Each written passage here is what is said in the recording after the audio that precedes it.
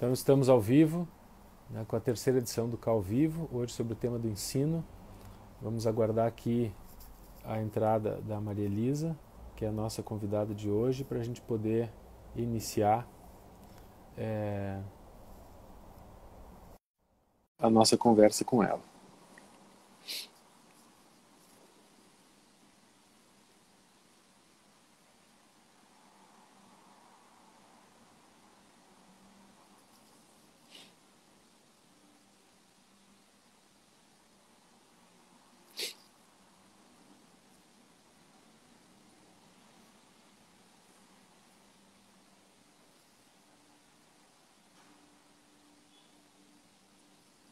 Está tendo ali alguma dificuldade, vamos aguardar mais um pouquinho.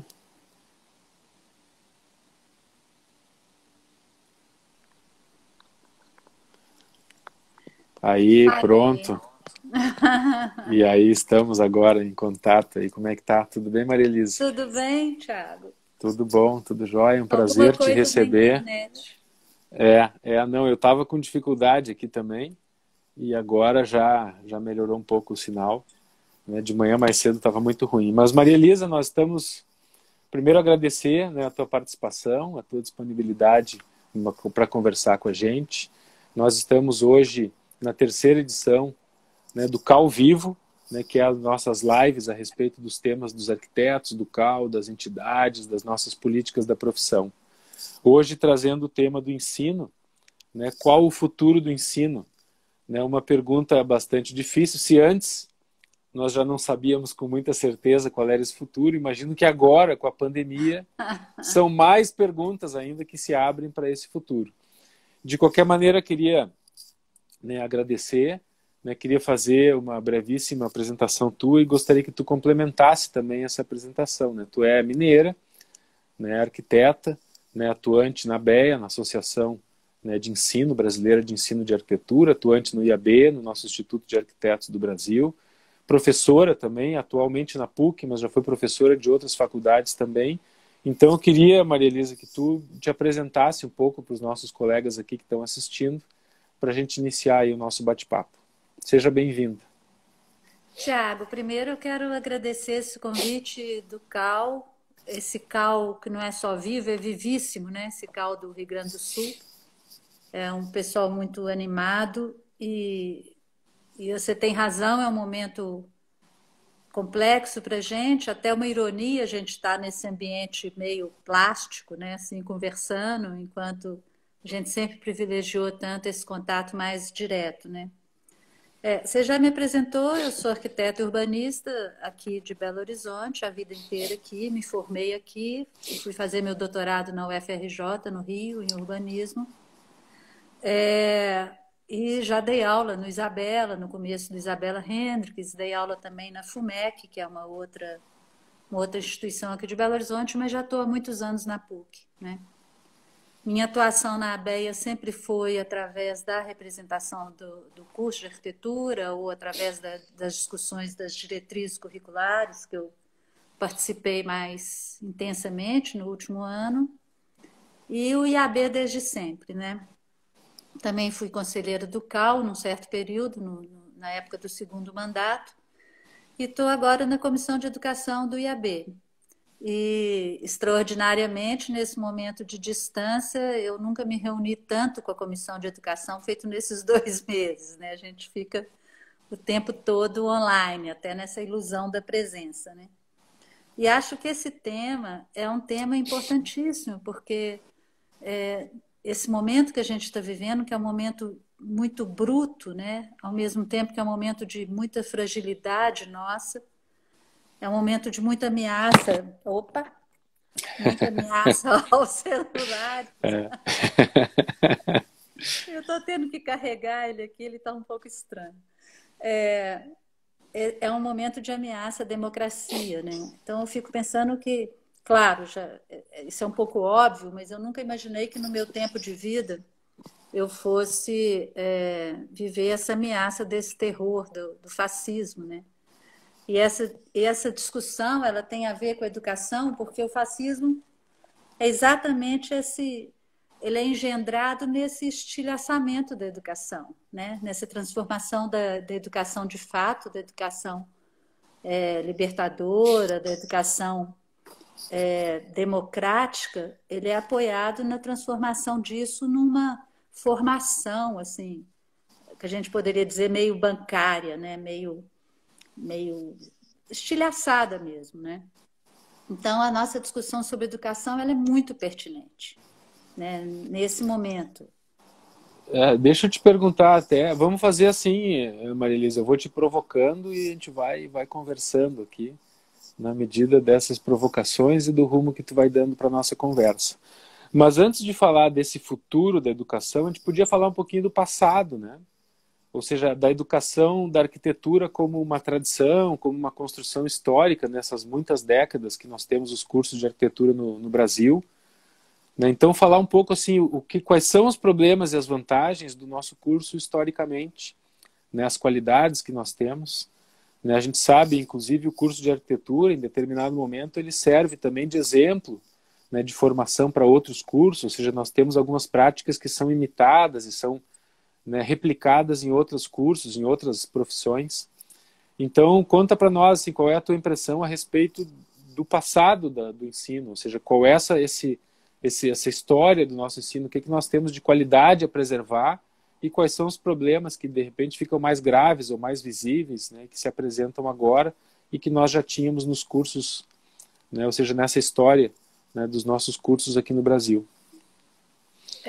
É legal você falar isso porque me lembrei de uma situação há muitos anos atrás, ainda no começo do curso do Isabela, isso há mais de 30 anos, em que a gente resolveu chamar uma pedagoga para discutir algumas coisas, né? Nós todos professores meio de primeira viagem, montando um curso de arquitetura inovador na época. E aí descobrimos que muitas das questões atuais, né, e das questões trazidas na pedagogia apoiada na solução de problemas é exatamente o que a gente faz, né? Então, o nosso modo de aprendizado, que busca um pouco aquela coisa dos ateliês antigos, né, toda essa nossa discussão da criatividade ligada à realidade, ao problema real. Então, toda a nossa formação é apoiada em dar respostas a uma realidade que a gente compreende transformável, né? Quem fala isso é o Argan, né? Ele fala que a gente só planejaria e projetaria se a gente achasse que o mundo pode ser melhor do que é. Então, parte do princípio que a gente tem que entender uma realidade dada, tem que ter um propósito muito claro de transformação dessa realidade, tem que saber agir nisso daí. Esse é o ethos da profissão, né? E essa é a linha da formação da profissão. E para isso a gente precisa estar, claro, óbvio, né? Primeiro em contato com essa realidade, depois em contato com o próprio espírito crítico e criativo de uma determinada época. Então, o ensino de arquitetura, ele é sempre muito atual, mesmo que ele às vezes pareça uma coisa fora da moda, né? Porque a gente trabalha com os ateliês, a gente trabalha nas oficinas, a gente tem uma interlocução direta com cada estudante, exatamente para construir esse perfil, né?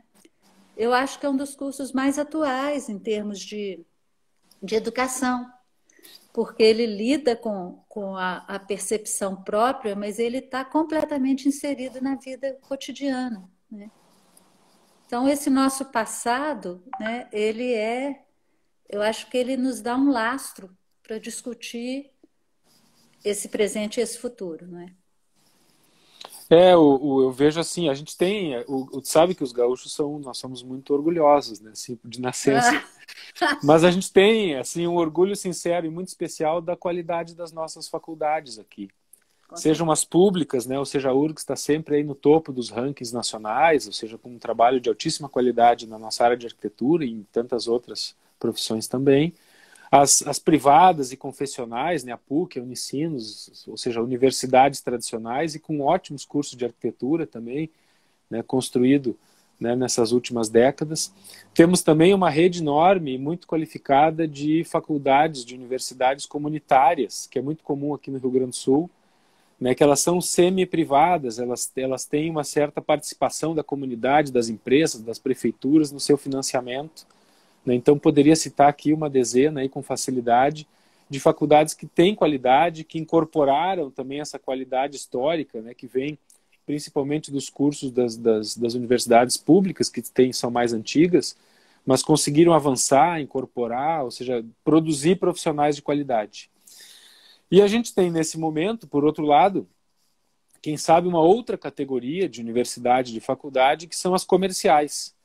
Então, a gente tem enfrentado aqui com muita dificuldade, eu percebo também nos professores, principalmente nos coordenadores de curso dessas faculdades, né, que têm qualidade, que têm uma história, que têm um serviço, né, de alta qualidade prestado para suas comunidades, eu vejo também uma dificuldade, muitas vezes, em resistir nessa competição, né, com essas universidades empresariais, grande parte delas, né, com ações na bolsa, que obviamente privilegiam o lucro e não necessariamente a qualidade do ensino.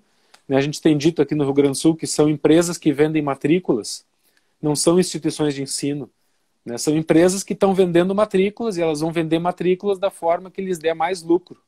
Então, o compromisso dessas empresas com o ensino, né, ele é muito diferente do compromisso que têm as outras instituições. E que agora, nessa competição comercial, acabam tendo que rebaixar, são forçadas a rebaixar a sua qualidade, a diminuir horas-aula, a diminuir professores, a diminuir uma série de atividades. Então, isso ainda é um pré-pandemia, né? Esse ataque mercantil ao ensino, né? Ao ensino superior e no nosso ensino de arquitetura, isso é bastante grave, né? Os resultados aí que a gente já vê aparentes, né? Numa certa... Ou seja, nós vínhamos numa qualificação contínua, numa melhora sucessiva do ensino, e agora parece que a gente está voltando, está dando marcha ré, né? O que, obviamente, né, para nós do CAL, né, para as entidades, né, da arquitetura, é algo bastante importante, que a gente, de alguma maneira, enfrente, né, e busque assegurar a qualidade que existe e também potencializar ainda mais essa qualidade. Não sei, aí em Minas, se o quadro ele deve ser semelhante, né? Eu não sei o que tu enxerga desse momento, né? Ou seja, ainda até sem entrar especificamente no tema do 100% EAD, né? Mas o rebaixamento da qualidade em nome, né, dos benefícios de lucro, do mercantilismo do ensino, né? O que tu acha sobre isso aí na nossa conjuntura? Tiago, eu acho que esse quadro ele é nacional, ele é mundial, na verdade, né? O que a gente tem, enfim, desde lá do Fernando Henrique, né, quando se liberou a questão da educação superior, poder ser uma atividade lucrativa, né? Nós temos esse desencontro entre o objetivo da educação superior de fato, né, do que é uma universidade, e essa noção do ensino, como você bem falou, o ensino como uma mercadoria. Isso é uma praga que está estendida desde a creche, né? Enfim, desde as crianças. Mas é claro que, de repente, a educação superior se mostrou um filão para esse tipo de empresa maravilhoso, porque até as próprias responsabilizações, né, elas são mais difíceis de serem feitas do que, por exemplo, quando você está tratando com adolescente e criança, né? Então, há uma banalização do que é a formação do profissional, né? Isso me apavora muito, porque os meus médicos estão se aposentando, então como é que nós vamos fazer com os médicos novos formados dessa maneira, né? Estou imaginando essa situação. Então, nós temos, de fato, uma banalização do que é a formação profissional, nós temos uma destruição exatamente desses processos de formação que a gente estava comentando antes, que são mais, obviamente, tem que ser mais individualizados e exigem professores com uma formação aliada, tanto acadêmica quanto profissional, que é uma coisa que a gente está perdendo. Uhum. De repente, nós começamos a formar professores para formar professores, né? Essa multiplicação. Não que a gente tenha excesso de cursos no Brasil, não é isso, porque a gente tem um campo enorme de atuação que ainda não é explorado. Vocês aí do Rio Grande do Sul têm uma consciência clara disso, né? Com certeza A gente vai falar aí da assessoria técnica, da assistência, do campo de trabalho ainda inexplorado e necessário. Então, não é um caso de excesso de escola, mas é um caso de excesso de escolas ruins, né? Porque são escolas que são aí motivadas pelo lucro, como você disse. Aqui a gente não tem essa rede que vocês têm tão bem distribuída pelo Estado, a gente não tinha, né? Uma rede principalmente das comunitárias, mas uma penetração não só das escolas, como da própria arquitetura, né? O Rio Grande do Sul sempre foi mais capilarizado nisso do que Minas Gerais, isso não tem a menor dúvida, né? Mas há um enfrentamento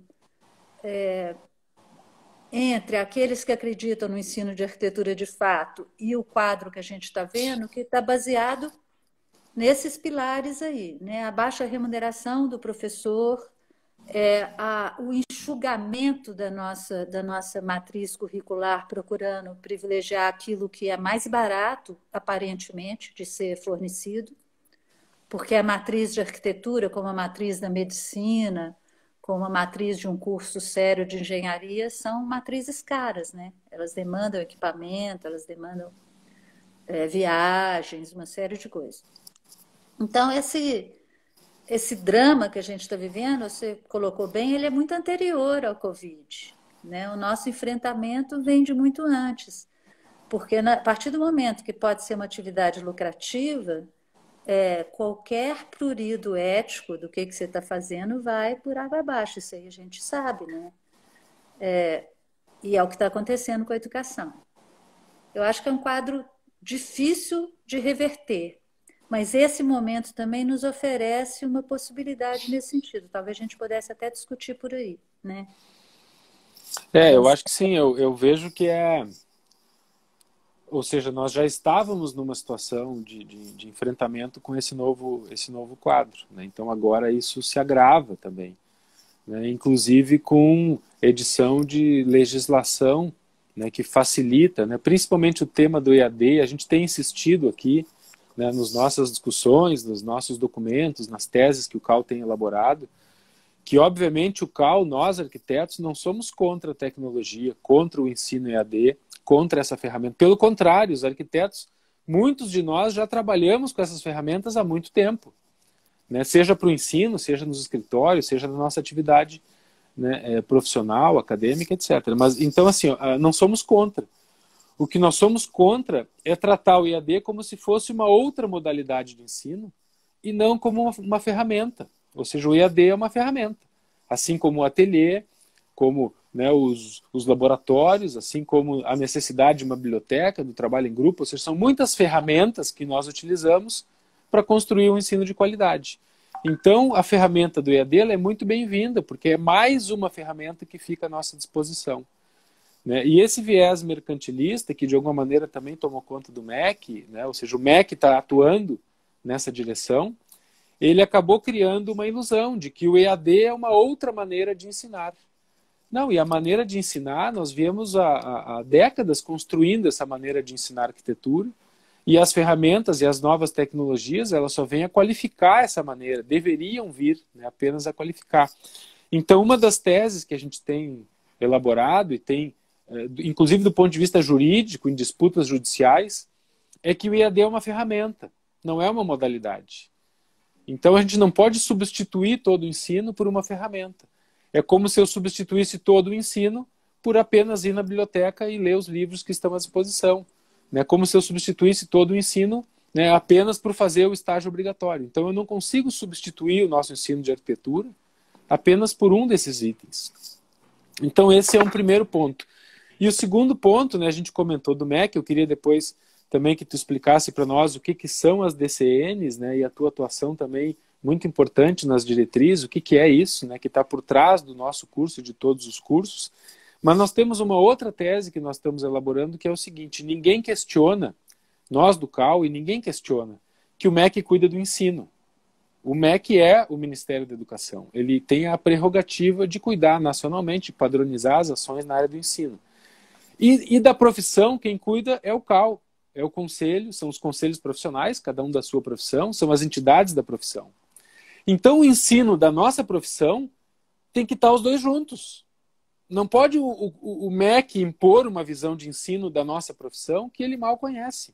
Ele sabe de ensino, ele não sabe de arquitetura. Quem sabe de arquitetura somos nós. Então, essa é a segunda tese. Que o MEC não pode elaborar nenhuma normativa sobre a nossa profissão sem que a gente esteja junto. Porque, inclusive, não tem arquitetos trabalhando no MEC nessas normativas, que eles acabam impondo a nós e a outras profissões. Eu estou falando também, né, nesse caso, é genérico. Então, assim, o ensino é o MEC, a profissão é o CAL, e o ensino da nossa profissão são os dois juntos. Então, a gente quer recuperar, de alguma maneira, né, essa visão de que o ensino ele é compartilhado entre os profissionais e a profissão, né, e o MEC, né, e os burocratas do ensino. Né? É interessante você abordou essa distinção que parece existir, né, que fica insistentemente sendo levantada entre quem cuida da formação e da educação e quem cuida da profissão, né? Esse problema está refletido dentro dos próprios cursos, né? Quando você começa a ter professores com muito pouca experiência profissional, né, trabalhando nos cursos. Enfim, a gente precisa ter essa articulação, porque é óbvio, uma coisa leva a outra, né? Se forma arquitetos para serem arquitetos, né?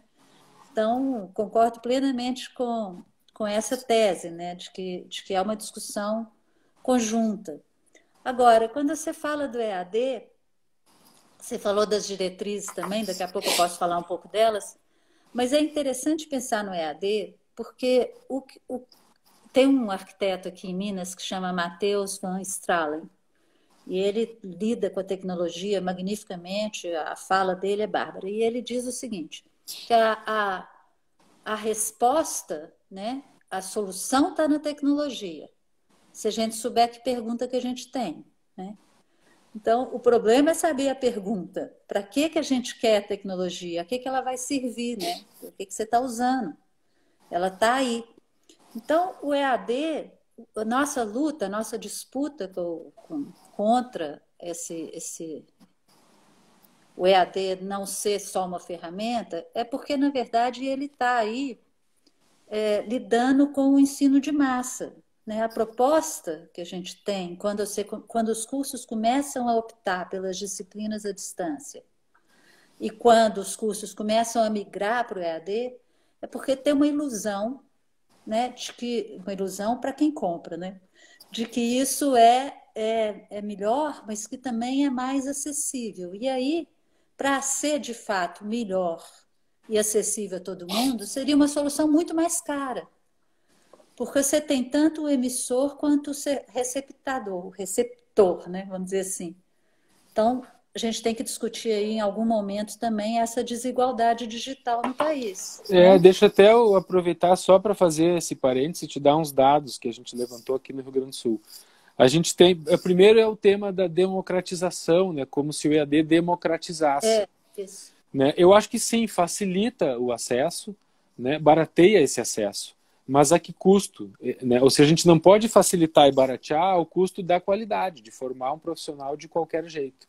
E nós fizemos um levantamento aqui no Rio Grande do Sul dessas empresas que têm a possibilidade do 100% EAD, 88% estão em cidades onde existem cursos presenciais. Então.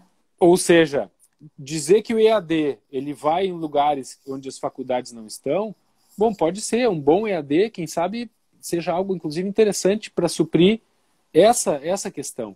Mas por que 88% das vagas elas estão nas cidades onde já existem cursos presenciais e, obviamente, grande parte desses cursos presenciais são cursos de qualidade. Então, só para te dar um dado, né, exatamente sobre esse tema, né, que tu estava colocando. Desculpa aí te interromper também.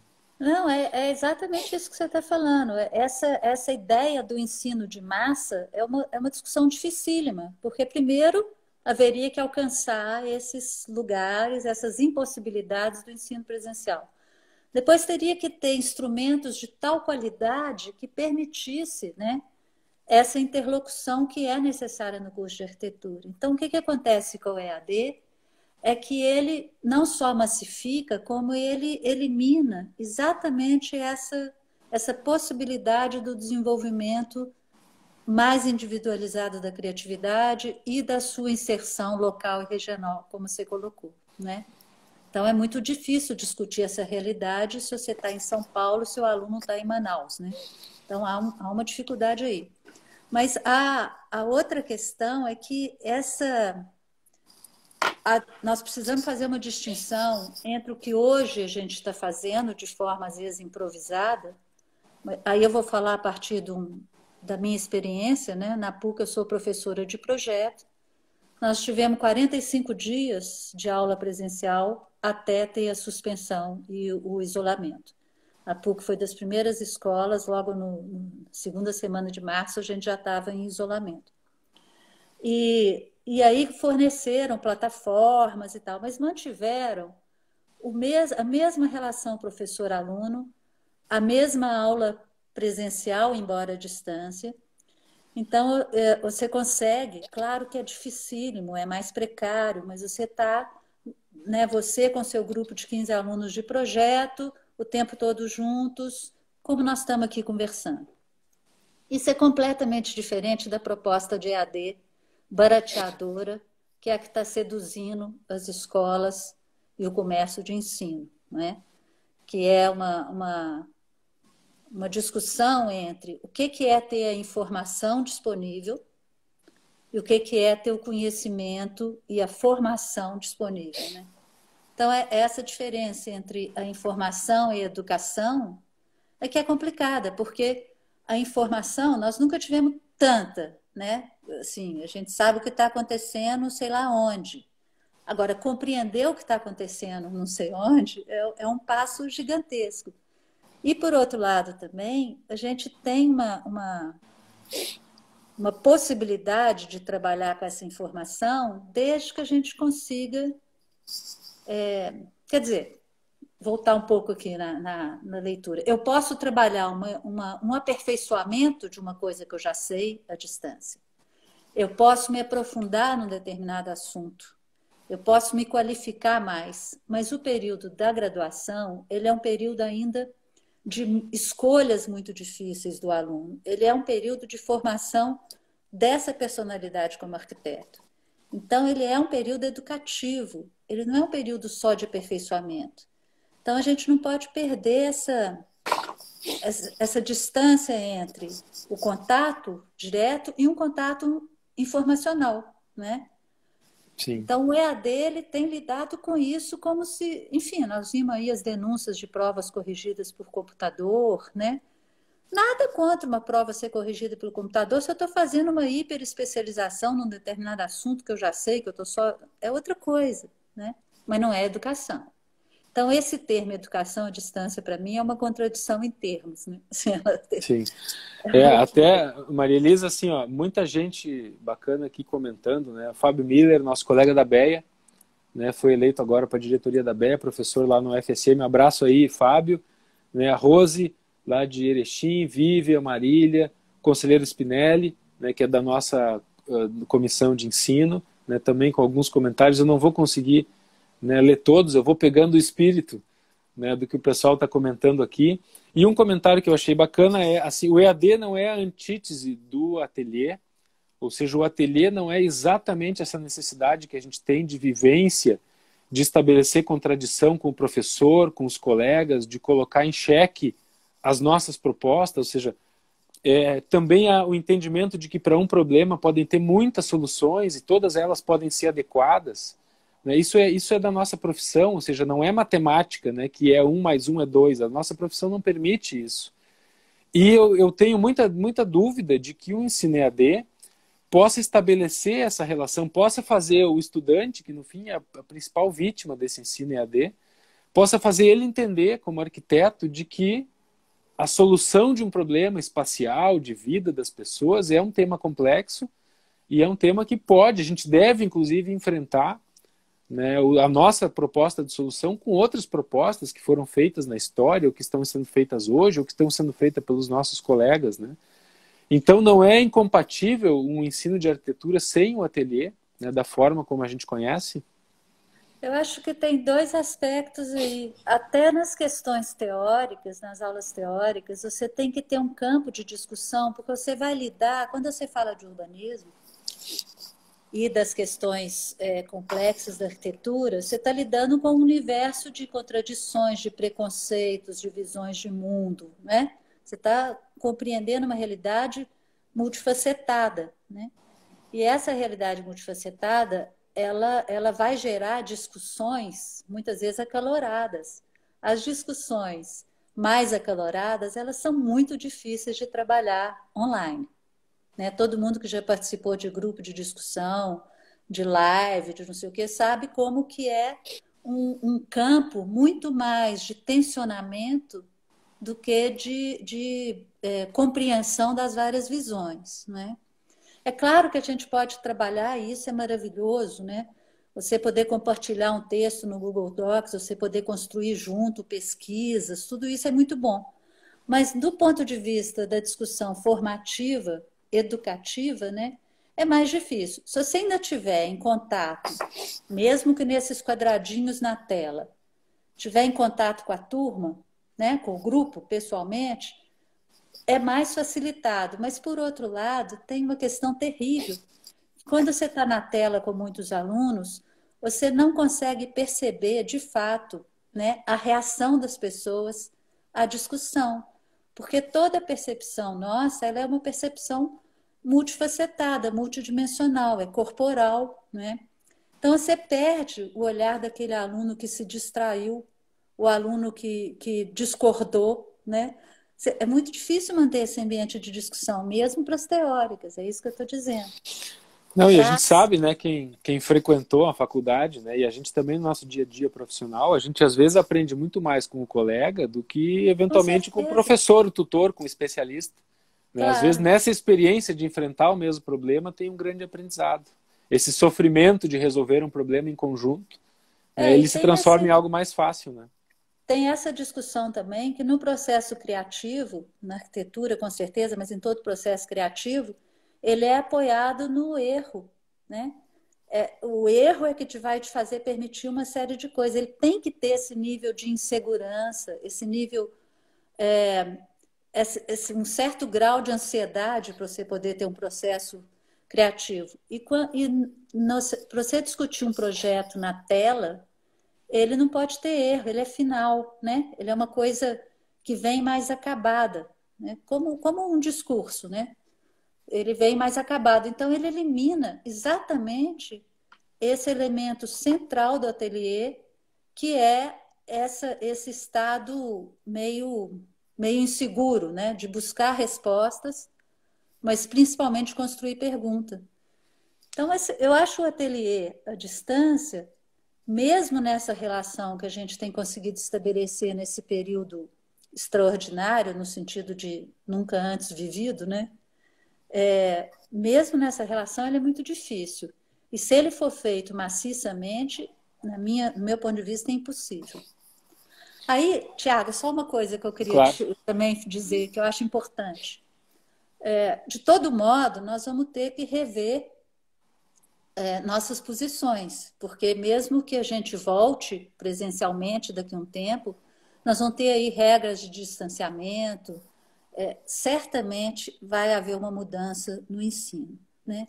Então, acho que a nossa pesquisa, a nossa procura devia ser assim, o que é de informação que nós vamos relegar a uma coisa distanciada e como que nós vamos trabalhar, então, esse ensino de uma maneira, como as pessoas estão pensando na cidade, né? A coisa do você andar só 15 minutos, né, para chegar onde tem que chegar. Nessa grande discussão que está tendo na Europa sobre as cidades pós-pandemia. Eu acho que também o nosso ensino ele devia voltar para essa coisa mais localizada, porque se nós estamos economizando em termos de custo do ensino, nós vamos ter agora nesse período professor a rodo. Nós temos muito professor de arquitetura, né, disponível. Então, não justifica você trabalhar com cursos à distância. Ao contrário, eu acho que após a pandemia nós vamos trabalhar em pequenas escalas, quase que um retorno mesmo ao ateliê e à oficina, né, de arquitetura. Eu acho, esse é o futuro que está por ser desenhado, né? É uma oportunidade que a gente tem também de ajudar a construir. Queria mandar um abraço aqui para o Fischer, o Bregato, o Spinelli, o Zé Arthur e a Roberta, né, que são os nossos colegas, nossos colegas aí da comissão, né, de ensino e formação do CAU aqui do Rio Grande do Sul, né, para todos os colegas que estão aí também assistindo. Sobre as DCNs, o que são as DCNs e qual é a importância delas, né? Nós fizemos um seminário no ano passado, né, é um conjunto de eventos que foram feitos em todo o Brasil para discutir as DCNs. Né? Qual é a importância, né, as diretrizes nacionais curriculares, para que a gente, de alguma maneira, garanta e promova a qualidade do ensino na nossa profissão? Tiago, as diretrizes, elas são, como o nome diz, né? Elas são as diretrizes para os currículos de todos os cursos de arquitetura no Brasil. Elas são nacionais e elas são obrigatórias. Quer dizer, você só pode ter um curso de arquitetura reconhecido se você estiver atendendo as diretrizes. As que estão em vigor são de 2010 e não são ruins, mas elas são incompletas, né? Então, já de um tempo para cá, você citou aí, né, culminando em alguns seminários que fizemos pelo Brasil afora, se discutiu amplamente foram discutidas alterações e uma nova possibilidade de diretrizes curriculares. Esse documento chegou a ser completamente formatado, foram contribuições variadíssimas do Brasil inteiro, e, num certo momento, a ABEA e a Comissão de Ensino do CAU-BR me chamaram para ajudar a coordenar esse trabalho e a redigir o documento. E aí eu fui nesse périplo, né, conhecendo gente, discutindo isso. E aí, o que eu acho que é importante é que as atualizações nas novas diretrizes, elas não contradizem as diretrizes antigas, elas avançam em algumas coisas, por exemplo, elas falam muito do papel social da arquitetura e do urbanismo, que eu acho que é central, né? Elas vão inclui conceitos, preocupações mais contemporâneas, amplia os conteúdos e trata exatamente das metodologias de ensino, que é uma coisa que a gente chegou à conclusão, né? Era uma coisa que já se percebia, que exatamente a gente não consegue falar de ensino de arquitetura falando só de conteúdos. Se você não falar da metodologia, você não consegue formar um arquiteto. Que é essa questão do ateliê, dos laboratórios, da experimentação, das viagens, do conhecimento da realidade, né? Do contato com as populações, do contato com os produtores de espaço. Então, a metodologia de ensino ganhou um campo, um espaço maior nas diretrizes, né? Aí, bom, também a questão da extensão universitária, que está prevista desde lá da LDB, que não estava nas diretrizes. De novo, a gente na rua, junto com o povo, aprendendo e divulgando, né? E as questões das infraestruturas, de laboratórios, ateliês. E, no fim, se concluiu pela impossibilidade de vários dos nossos conteúdos serem ministrados à distância. Essa foi a conclusão de anos de reflexão da categoria como um todo, né, sobre as nossas diretrizes. Agora, as diretrizes que estão em vigor, elas já deixam isso muito claro, porque elas falam dos modos de oferta. À medida que a gente vai interpretando as diretrizes, essas que estão em vigor ainda, que nem chegam a ser tão completas como a que a gente propôs, fica muito claro que a nossa metodologia de ensino, que o nosso modo de atingir as habilidades que a gente precisa, as competências que a gente precisa para exercer profissionalmente, elas dificilmente conseguem ser feitas no ensino à distância. E a gente tem condição... Diga, desculpa. Não, eu não sei que profissão que conseguiria ser totalmente à distância. Eu ia comentar isso. Nós temos notícia de um curso de enfermagem à distância. Né? Então, imagina, é uma aberração, né? É uma aberração explícita, né? Que para nós, a gente explicando, também é fácil de entender. Né? Um tema que eu acho que é importante também, com relação às DCNs, eu imagino também que nós não temos um ambiente favorável agora no governo federal e no MEC para buscar uma melhoria. Ou seja, se for mexer nas DCNs agora, é provável que elas saiam ainda piores, né, do que entraram.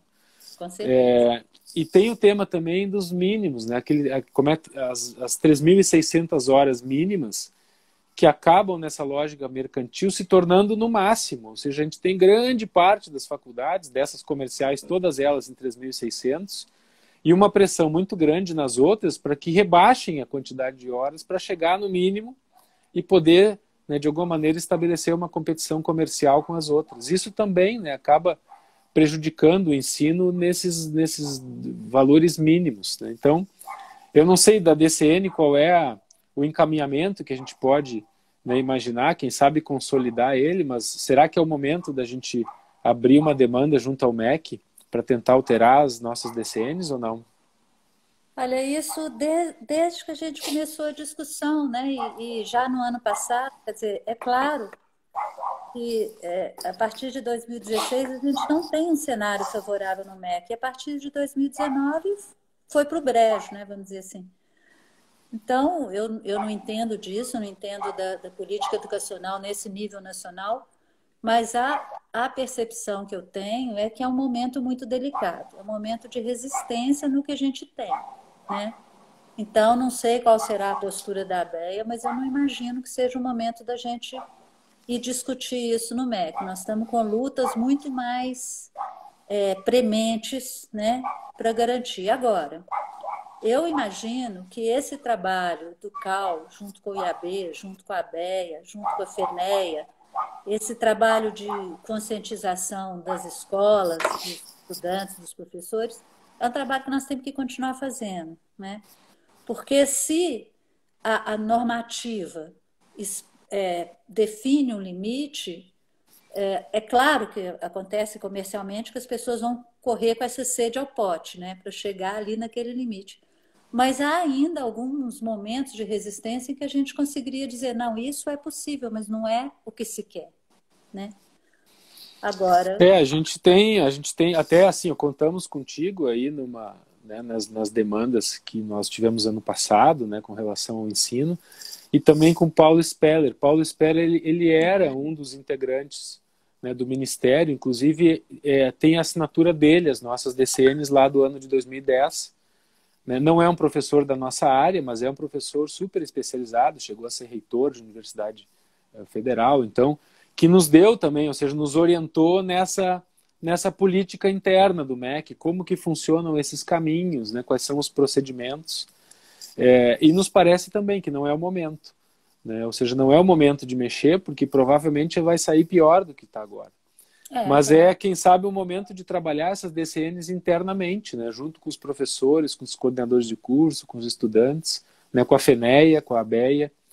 Então, a gente tem feito aqui no Rio Grande do Sul, Maria Elisa, um esforço grande de trabalhar, de nos aproximar, ou seja, aproximar o CAL, né, dos cursos, principalmente dos coordenadores, né? Os coordenadores de cursos são colegas nossos, né, arquitetos, professores, só que eles estão entre o curso e a qualidade que eles querem preservar nesse curso e, às vezes, diretrizes que vêm de cima, vêm da administração, da reitoria, da universidade, que podem ser das mantenedoras, etc., que muitas vezes podem ser contraditórios com a qualidade, né, que nós queremos manter.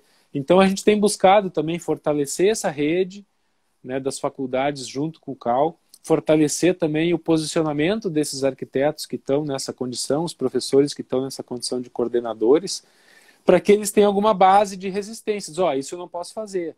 Ateliê em EAD não pode, né? Então, a gente tem uma outra tese do CAL, que nós estamos buscando trabalhar com esse conjunto de professores, que as disciplinas que geram atribuição profissional não podem ser ministradas em EAD.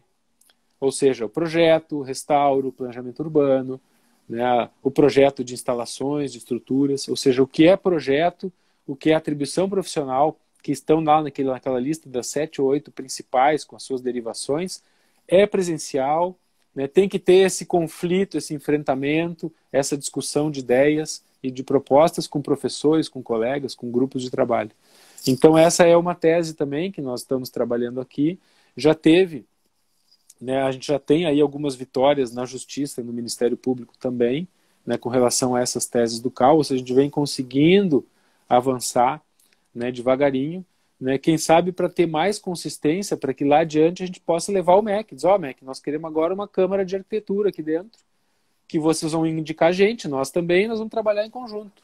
Não pode mais ser essa imposição, né? E a reação que a gente teve também foi uma reação muito positiva dos profissionais e das faculdades também, a nossa decisão de não entregar, não fazer o registro dos diplomados 100% EAD.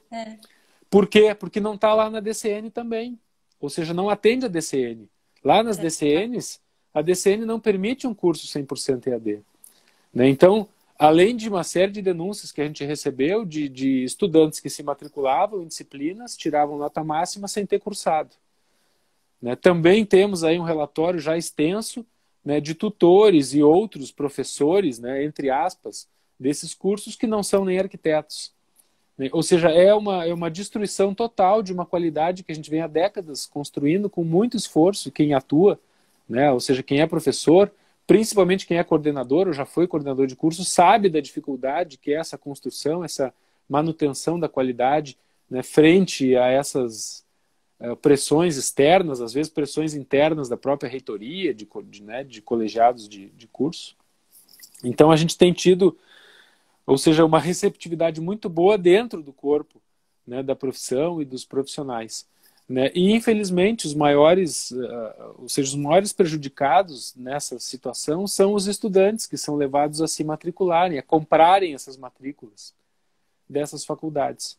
Né? Então, a gente tem buscado também algumas alternativas para minimizar, né, o impacto que tem na formação desses colegas que querem ser arquitetos. Né? Se o cara se inscreveu, né, num curso de arquitetura, ele quer ser arquiteto, então ele tem direito a ter uma boa formação e não uma de qualquer jeito para ter um diploma e depois não ter mínimas condições de atuar profissionalmente, né, como nós sabemos, inclusive, assim, a nossa faculdade, qualquer outra, não forma, ou seja, eu não saio da faculdade formado para fazer, né, tudo que a faculdade, em tese, né, proporciona, todas as atribuições. A formação, ela é contínua.